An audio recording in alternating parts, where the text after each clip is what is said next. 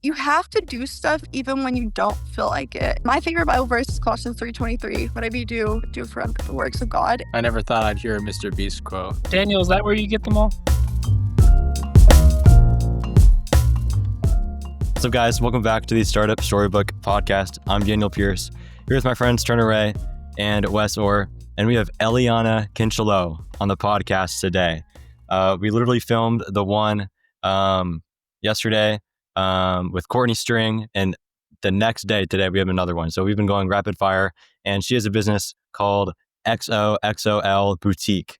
So we're going to be talking about that today. Super excited. Elianna, thanks for hopping on. Yeah. Okay. So what part should I start at? Let's just start at the beginning. Why not? Okay. Yeah. Okay. So, basically, yeah, I'm from a small town in San Angelo, Texas, and I've always loved fashion for as long as I can remember, and I just always want to start my own things like entrepreneurship and stuff. So that's why I'm such an advocate for that. And just there's no time better than the present. And what started the idea behind my boutique is really just because I'm a business major and I've liked fashion, as I said, and I saw a need for both, and I wanted to combine them together just because girls my age and then, like, ladies in the workforce too have a really hard time finding business professional clothes that, like, look their age but are at a good, decent price point for being a college student or just, like, at post-grad, and that's the idea behind my boutique and XoXoL. So that's kind of how that started, and it basically started up by a CU in the Greek Center for Entrepreneurship, which I'm so thankful for. I took a boutique management class, which was the coolest experience. And we all went to Dallas Market in um, October, I think. And everybody had their business plan for their idea of their boutique, and everybody pitched it. And my idea ended up getting chosen. So after that, they gave me the money, and it felt like it was Barbie because I already have the stuff picked out, and I just went and, like, was able to use their money, which was so nice, and then throughout the rest of the school year, I was paying it back, and so that's taught me a lot of important lessons, and it was not easy at all, but it was very, very worth it for sure. Very cool. So it sounds like your specific market is women going into some type of professional workplace and younger? There's really no age category, honestly, because I think the biggest thing is for anybody and just giving them confidence, and when they look at they feel good, and that's what we really are just trying to do for ladies. And so I assume you have a particular style or kind of aesthetic that you try and go for. Is that true? Yes, that's definitely the goal. I would say it's honestly, like, kind of old money style. The thing is really just, like, keeping it classy and just looking put together when you're out, and it's not even just for in the work field, but just going out with the girls and going out to eat and just keeping yourself presentable and classy, but just really giving the best version of That's yourself. great. I love it. Do you operate mostly online? Is it kind of sort of Shopify? What do you use? Yeah, so right now, for the longest time, I couldn't use any metaverse thing because it was through ACU. So I was doing a lot of pop-ups, like, every weekend, pop-ups, and I have an Instagram, but there was so much sacrifices made because, you were, like, in college, so you wanna go with your friends, but I was going to, like, a pop-up almost every weekend and really just trying to look for the next market, which I don't think people realize how hard pop-ups are because I didn't, and then you start doing it, and it's like there's so much work that goes on behind the scenes, and sometimes you go to one and you only make 1 or 2 sales, but it's the connections that you make that are worth more than any sale you could have. That's interesting because a lot of our guests so far, um, we just had Courtney String, who does the hair care products, and then Catchy Lemonade, and It's all both of them do mainly pop-ups as their main channel. But no one had mentioned that well, they all mentioned that they love getting to meet people, but no one has said that the relationships are the most important thing. Can you expand on that a little? Yeah, so honestly, it's like the biggest thing I've always heard is like networking, and it's not what you know, but it's who you know. And so making those connections, like if the client really loves your product and loves you and how you make them feel, they're gonna tell their friends and so on and so forth. And even like through social media, they'll tag you in their products and that gains a lot more traction and you get people like coming to you because they've heard of like how great you are or how great your clothes are. And it's really just cool because like when I first started up, it was trying to build like my clientele, but now they're starting to come back. So that's really, really rewarding. And even just like seeing new people too, it makes it worth it. Makes the bad days worth it for sure. Absolutely. That's really cool. And so you started this last year, correct? Yes, I started it in Okay. October of Okay. yeah. And so in these last since October, um, how have you been able to grow and like what specific things have you done? Because it sounds like you've gotten a decent amount of traction.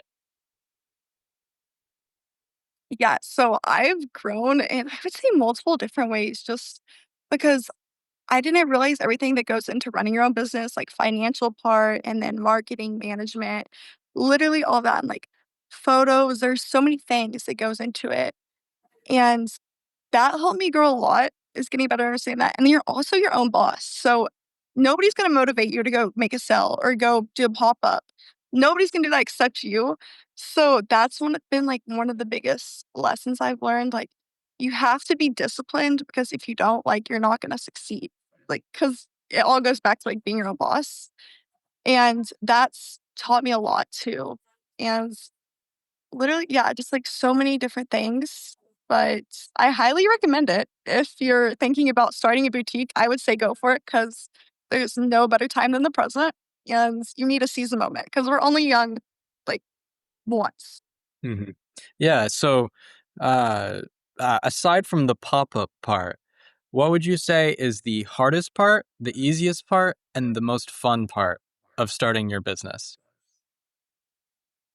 Okay, so the hardest part, I would say, is probably especially at the beginning, was doing some things like going to pop-up and you like, I didn't make a sale a couple times, and it's because they weren't looking back now, it wasn't my target market at all. Mm. But that was really, really, really hard because there's so much work that goes into, like, so many clothes and the hanging up stuff, and, like, you have to be your biggest cheerleader, which is really hard because you're just gonna get down on I know I am, like, I got down on myself a lot, but then I would say that goes back to, like, the best part is probably how rewarding it is when you go find your, like, your people and your clients and your target market because they want you to succeed and you're gonna do like, it's gonna make up for the bad things that you missed out on the last time. So that's really, really rewarding. Like, I'll never forget one weekend I had a pop-up and I did so bad, but then the weekend after, I made, like, 30 transactions, and so that was really rewarding, and, like, that may not seem like a lot, but for me, when going from nothing to that was really, really gave me hope, and then what was the last part to that question you What was asked? the fun? What has been the funnest part? Probably meeting new people. I love people, and I love getting to see how many, like, people of fashion, and it's just so cool because I've gone to travel a lot in Texas and stuff, and they're like, "I this is exactly what I've been looking for." And so really just helping them find what they've been needing, and, like, you can just tell that they feel so good in the clothes, and just seeing the excitement on their face, like, light up and the confidence, that's been the most fun part for me personally. hmm Yeah. And so have you found that like your niche of people show up at particular styles of events or that type of thing? I would say so. It honestly sometimes it surprises me. Like, I'm from a smaller town, same like Kincheloe, and so I was kind of worried about how the target population would be, and so I did an Abilene pop-up show one time, and then, like, here, and San Angelo really, like, they loved it, and so sometimes you never know, like, it's very hit or miss, I would say, for sure, but I'm definitely learning more now that I'm doing it more For sure. often. Yeah. You were talking about having to discover your target audience. Can you tell us more about that? Yeah, so, I mean, okay, it really is just, like it's kind of hard to explain because you really like you have to go to so many different types of events to understand what your client like your population is and your target market is. And so I think we were going to so many different ones like spring and then summer and just like Paintbrush Alley and then some in Abilene. And honestly, definitely I'd say more of like the ladies where they attend. That's a big one. And more of like a family environment. That was kind of surprising, but a lot of moms liked what I had to carry, which I love the moms. And so that was really nice. And they just want to see you do good. Like they want to support you. And especially as like a young entrepreneur, there's so many people that want to help you, but you just like you need to get the word of mouth out there. And then they tell their friends and their friends tell their friends. And so that helps a lot with finding your target market and stuff like that. Mhm. So did you go into it thinking you knew your target audience and then realized you actually didn't, or did you just not know at all going into it? Yeah, so I had this idea that it was gonna be I didn't think I thought I knew what my market was, but it wasn't. I thought it was gonna be just college students. And then, like, once I started doing it, I was actually almost completely wrong. Like, some college students have supported me, but it's been a lot of, like, ladies in their 20s and 30s and 40s that really want what I have to offer. So that's kind of when I had to pivot a little bit and, like, change my markets that I was going to and who I was advertising to. But once I realized that, that helps me the most because it was discouraging at first, especially like with, like college students. And then like they're people our age, our friends. And it's discouraging not doing like how good you want to do in front of them. But then just finding that was very reassuring Why do for you think sure. that is, that you found a lot more 20 and 30s buying your things rather than college students? Is it because is I it the think style or is it more of the money? I want to say it's probably more the money. Um, And so that's been hard, but, like, in boutique, I try to make my clothes as cheap as possible because, like, I was saying, like, college students, that's my main target. And for, like I want people to not have to break the bank for paying like, for looking good and getting outfits they like. And so I think it's definitely the most with money. I could be wrong, though, but that's what I've, like, heard a lot of. And, like, especially my friends, like, love the stuff but then they don't wanna spend the money. So, that's been the biggest thing probably. Mhm. And so where do you source all of this? Because I'm sure you spend a lot of time choosing different products and style and all that type of thing. Yeah, so I source all my stuff from vendors in Dallas Market, and I have a couple that are, like, my favorites, and that's where I keep getting my clothes from. Then it's also, like, you can go if there's not a market, you can go online to their website and look at stuff from the vendors. So that's really nice because, Dallas Market's only, like, twice a year. So it's nice to be able to do that online, for sure. And I know one of the biggest troubles that boutique owners run into is inventory and keeping enough to satisfy all the demand, but not too much where you have some left over. How have you been able to deal with that? Yeah, so that's a great question. It really depends on like the season because at the beginning of the year, it goes back to the consumer and when they're gonna want to buy and when they're not gonna want to buy. So like January and February are the slowest months in boutique. And that's like what I heard before I got into this. And so I really just paid attention to that. And if I was going to have inventory, like put it on sale because you're really not going to make a lot of sales during that time. But then when you start receiving more inventory is like when more the market picks up. So like March, April, that's when it's really good too. So you just have to think about economy and we had elections this previous year. So a lot of people didn't want to spend their money at all. And so you just have to think stuff like that, put that into consideration with the consumer and all that. Definitely. That makes a lot of sense. Are there any sort of trends that are going along with like boutique management? Like, or like what boutiques, are there any boutiques in Abilene or anywhere that you've seen are sort of like leading trends, whether it's in Abilene or in Dallas or anywhere? Well, it's actually kind of funny because Abilene is about 5 years behind in fashion, and so 5 years behind summer's everything, starting to get basically. trends. Sorry, go ahead. Yes, yeah, yeah, basically, and so that was really hard to hear because, like, I like to be advanced, but if it's too advanced for some consumers, they're not gonna wanna buy it, and so, like, thinking about that, and there's a really big, like, you have to keep on top of the fashion trends and, like, everywhere because, yeah, we're 5 years behind, but we're still, like, paying attention to social media and stuff, and they want what they see online. Like me, like, I'm a very big consumer, and it's crazy, you just have to, like, think about fashion trends, like, one big one right now is polka dots, Mm. and that's a huge trend, and so just keeping up with what's in style is so important because it goes out some stuff goes out really fast. And how do you keep up with the trends? Like, is that just as simple as scrolling on Instagram at night, or are there, like, specific people you follow that post about this type of thing?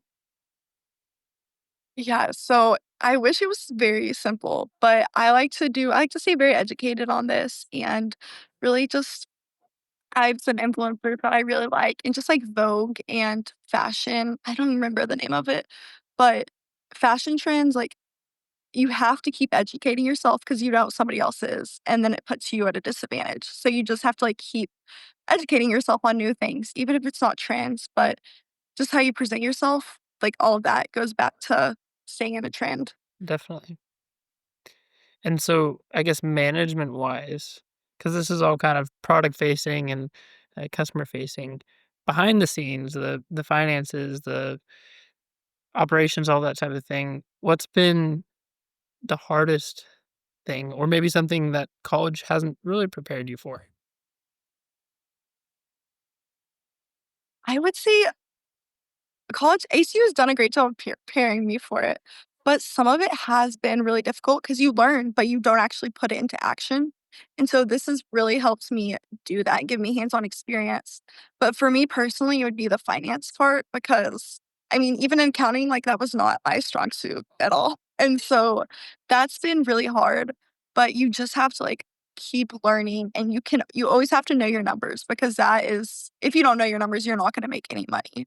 And so knowing your numbers is so key to making sure you're succeeding, and I don't thankfully, like, I don't have any employees, like, sometimes it's hard, but I don't have to worry about paying. So but if I were, like, you have to make sure you're paying them, you're paying yourself, but right now, like, at the beginning, it's like I'm not paying myself at all because 'cause I'm just investing it back into the business. So it's a lot of hustle with that, and with financials, like, probably the hardest part, I would say, for Sure. sure. And I've heard the saying before that your numbers speak to you. So whenever you're kind of going through your financials, like they'll tell you what is right or wrong with your business. And I think that's a great point that you just said that. Now, here's a question that we've asked a lot of our former guests. Do you think that the studying and learning of theory in college has been helpful to the real world application, or has running this business been so much more valuable than college? I would say personally at ACU, it's helped me a lot. I actually went to Leadership Summit this past year, and that's like right when my business started. And the lessons I learned from that were so valuable, and that gave me a lot of insight into running a business because there's all these entrepreneurs that came. So hearing people's experiences has like truly helped me. But if I went to another school, I would say like college isn't necessary for this. But ACU, especially in their like entrepreneurship classes, the professors, the Greg Center, I'm not even just saying that, like that's been such a big help and just truly valuable lessons that I've learned to help me with this. Awesome. Yeah, so I'm curious, on the topic of school, how do you find the time to balance between schoolwork, classes, whatever that entails, and your business? And well, how do you manage it? Yeah, so that was the hardest thing, especially so last semester and this semester, I was almost in 20 hours. Wow. And so I was doing my internship too and running a business. And it was the hardest thing, like the hardest season of my life, probably. But being very disciplined about your time and having certain days for like studying and doing homework, and then other days for doing boutique inventory and like going to pop-ups. That's been the biggest thing is just staying on top of that. Thankfully, I will have to give my mom a shout out.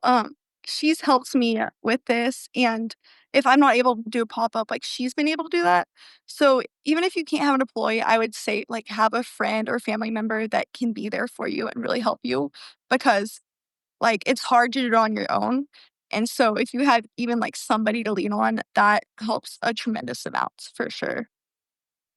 And are you considering getting an employee or a partner at some point? I would say maybe at some point. It depends how the next year goes. I'm taking this next year to really like reflect and see how it goes because I'm going to graduate after that. So, really, it just depends on this next season and sales and if it takes off or not. And if it does take off, is your goal to run this, or what are you thinking? I mean, a brick and mortar would be so nice for this and just having a like a boutique storefront because so many people have asked me about that. But I've also really enjoyed being online because I can travel to so many different places and just meet so many different clients from that. So I'm honestly like still trying to think about that. But I really enjoy the online aspect of it for sure. Definitely. I guess you could always do both, right? Is that a thing? Yeah. Yeah. Exactly. That's so Yeah. true. Yeah, absolutely. That'd be great. Like that would be the goal, honestly.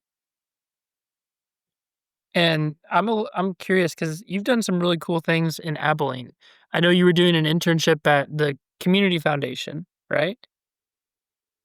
Yes. Yeah. The Community Foundation of Abilene. And so what were you helping with there? Yeah, so I did my marketing internship there, and it was the best experience of my life. The people didn't even just feel like coworkers, they felt like family there, and I will always, like, have a special place for them. But it was so cool because I got to help with a lot of, like, big events around town, and, um, we they worked with some donors and putting it into, like, funds for scholarships or for different things, and so it's really cool seeing how the money gets used and, like, in the schools and for other students, and so that was really, really rewarding because, like, some you hear all these bad things about people, but then you see so many good things like that, and it's just so eye-opening, and that also made me wanna work harder because, like, you're surrounded by that your whole life at work, and then you wanna go and, like, do that for other people too, so that was really so good and so eye-opening in so many different ways. Absolutely. I think that small business has a huge heart for philanthropy. Um, I know, like, just at ACU, the Griggs Center is called the Griggs Center for Entrepreneurship and Philanthropy. A lot of small business owners give a ton of money and are the sponsors of little kids' football teams and um, competitions and all that type of thing. And I think it's great that that's part of small business. But also, specifically for you, one of the things, like Wes was kind of asking about earlier, is college students have a lot on our plates, right? We're taking classes, we're doing internships, and some of us are trying to start businesses. So, what are some of the tips? Like, I know you mentioned just setting aside specific days for each thing. What tips do you have for someone who is considering starting a business, but is thinking about in their head all these different things that they're doing? What would you tell them to push them to start that business? I would say, because that's kind of how I was, I would say, like, no matter what it is, there's no better time to start now than later. And you gotta think, like, your head like, you're your biggest own enemy, and so you have to keep telling yourself, like, don't listen to that, but, like, tell yourself you can do it. And I didn't know what I was doing, like, I was like, "Oh my gosh, I have to know what to do before I get started." But I got started, and then I had to figure out how to do it. Like, I didn't know how I was gonna manage it at all, but then once you get started, you find out, and you make a way to make it happen. And so that's my biggest advice is just saying, like, get out of your head and go do it because we're only this young once, and life is just gonna get busier after we graduate. So do it now before you have, like, a family to depend on and, like, you're young, you know? So that's what I would say for that advice. So how does someone get out of their head? Like someone who has a lot of negative self-talk and all of that. How do they get out of their head and start like executing? I would say just start taking baby steps and start saying yes to, like, everything. Also, this doesn't even have to do with, like, entrepreneurship, but I would say find a hobby, like, start working out because that helps, like, your stress, and you can put it out, like, get it out, and then think about it and clear your minds. Like, that's what's helped me be first successful, I think, is just finding something and, like, really bettering yourself, and then you can better your, like, whatever you do in life. And does the gym what's helped you with that?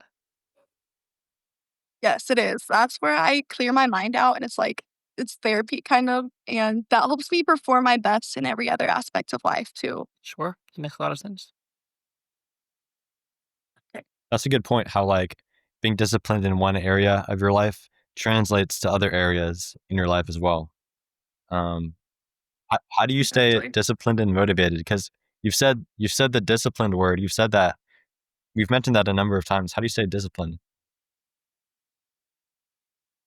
Y'all, I don't have an exact answer, and this sounds bad, but I've always been this way. Like, Okay. I even in middle school, I remember, like, people were playing and I was just doing my homework, and so at first, like, you have to do stuff even when you don't feel like it, and I think that's the biggest thing is, like, people think that discipline's a feeling and, like, "Oh, you're gonna wanna do this stuff." I don't wanna do this stuff, like, I wake up at 5 or 6 in the morning. Like, I don't want to, but I need to because the way I start my day is the way I'm gonna finish it and, like, keep it even flowing, and so you just have to do stuff even when you don't want to and when it feels uncomfortable. Daniel, there's another quote right there. Discipline isn't a feeling, it's a necessity. That's great. That's good. Yes, it is really great. That was that was my self too. That's good.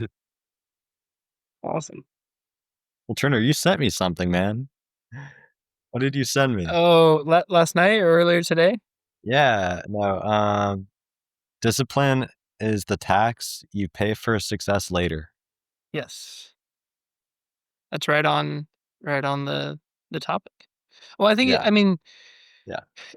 I love what you said about discipline not being a feeling because, like, if I woke up every day and went off how I felt for doing stuff, like, half of the day is like I'd stay in bed. exactly, right? Like, I think we all would. I'd be in bed and then go play golf in the afternoon. But, yeah, I mean, I think entrepreneurs are wired in a way that, like, we want more, and that uneasiness of, like, "Oh, well, what's next? What could we do? Like, what's the next big thing?" is what motivates us every day to get out of bed, and maybe not necessarily only entrepreneurs. I feel like all successful people who have great grades, people who have, successful careers, that type of thing. I think that's just something that's just part of who they are, and so I love what you said, it's definitely not a feeling, it's a mindset. Mhm. Yeah. Is it a mindset? I think Exactly. it's also a habit too. Yes. I think this. Yeah, I yeah. think it can be a habit, and it can be a routine. And Eliana, like you were saying with going to the gym, I mean, that's routine. And our friend Blaze Whitaker was on just a couple weeks ago, and he's a uh, national power lifter. And yes, and Wow. he was saying that like his experience in the gym is transferring over just because it he has to do it every day if he wants to compete in the US. And so I mean, I know a lot of entrepreneurs also have similar um, hobbies, like you said, that are also they're very disciplined in. So yeah.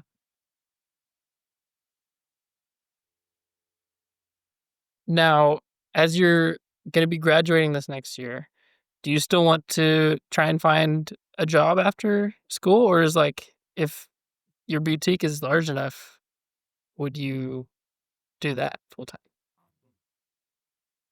Yeah, so that's a great question because I've been putting a lot of thought to that. But I mean, I think hopefully like the boutique does do good, but I really want to have multiple streams of income. And so I'm just hoping that it goes good and I can find a good job post grad. But of course, like it's hard because you're not going to start at the top. And so that's what I just have to keep reminding myself is that I'll be thankful for a job, even if it's not what I want at first. Sure. And kinda tying back into what you said about now is the time to start. I mean, when we're entry level employees, we're not necessarily pulling crazy hours every week or like we still have time and I mean none of us are married, I don't believe. Um so like we don't have kids or anything and I mean we have the time to do that. Um, So maybe you start working a job and start keep your boutique going and maybe at some point it gets large enough that you can take it or it's just a side hustle and has that you yeah, can fun with. exactly. That's the Yeah, goal. awesome. And in your journey with your boutique, has your faith played any role at any point? That's definitely played a huge role in mine because sometimes it's hard and there are days like you feel so thankful. Like I don't feel deserving of this opportunity they got, but it's all because of God. Like I feel so blessed. But then sometimes it's hard because like there are really hard days. And my favorite Bible verse is Colossians 3:23. Whatever you do, do for the works of God. And really just keeping that in, like, my mind through every hard day and remember, like, don't do it how you feel, but, like, do it to the best of your ability for God. Like, that's a huge, huge, like, part and really just doing it to, like, honor God. Like, you're stewarding what He gives you, and I feel like you just, like, even if it's something small, like posting an Instagram post or, like, talking to a client, you can do that for, like, as like, a Christ-like follower, and sometimes it's hard, but you're not doing it for yourself, like, you're doing it for him. Absolutely.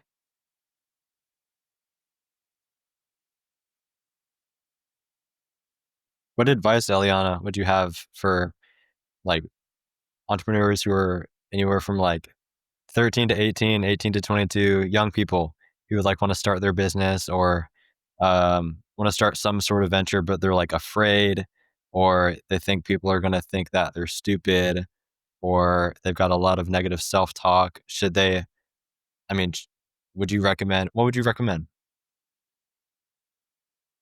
I would say it's, like, hard as it is and as how bad as it sounds, like, people are always judging, and whether it be good or bad, and at the end of the day, like, their opinions don't matter because it's, like, your life, and so I would say do what you wanna do because you're gonna get criticism either way.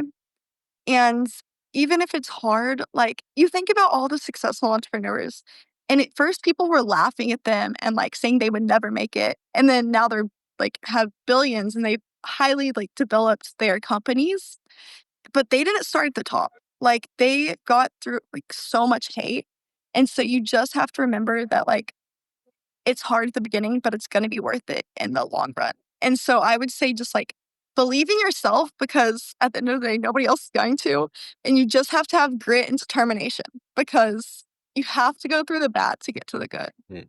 Absolutely. You're crazy until it works, then you're a genius, as Mr. Exactly. Beast once said.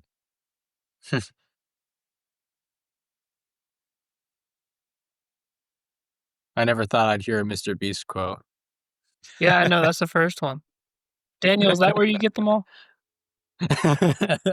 Yeah, man, YouTube Shorts. Uh,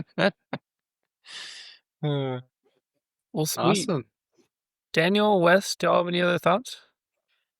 I don't have any more questions. It's been really great talking to you. Do you have Absolutely. any mentors, Eliana? Do Thank y'all so much. you have any I'm sorry? mentors, any business mentors, or like any personal mentors, even if it's like family or friends? Yes. I do have a couple mentors, and that's been, like, the biggest thing is because I couldn't do this by myself, and so finding a mentor, y'all, that's a good advice that I didn't give is what I'd really say because they've gone through similar things to what you're doing, and so they can help you get through this, and really just having those people lean on to and help is something big, so I have a couple mentors, and I am very, very thankful for them because I wouldn't be where I am today without them, I feel like. Absolutely. Well, if anyone wants to check out your boutique, find out where you're doing a pop-up, anything, where can they find you? Yes, you can find me on XoXo.Elle_. And that's my Instagram. And then my website's currently getting redone right now because of new, like, it's officially mine. It's not through ACU now. So that's another thing. But yeah, Instagram's the biggest place right now. Awesome. And we'll link everything in the bio. So definitely go check XoXoL out. Check them out. Perfect. Great. Daniel, you want to wrap this up? Yeah, sure. Well, it's been a great conversation, Elianna. Thanks for hopping on. Thank y'all so much. Yeah, of course. Everyone watching/listening, go check her out. Elianna Kincheloe, XoXo Elle on Instagram. Find her, follow, and maybe buy something. I don't know. Mother's Day already happened, but there's always time to buy, right? Absolutely. Awesome. That's it. Cool. Yeah, Sweet. that's it. That's a wrap.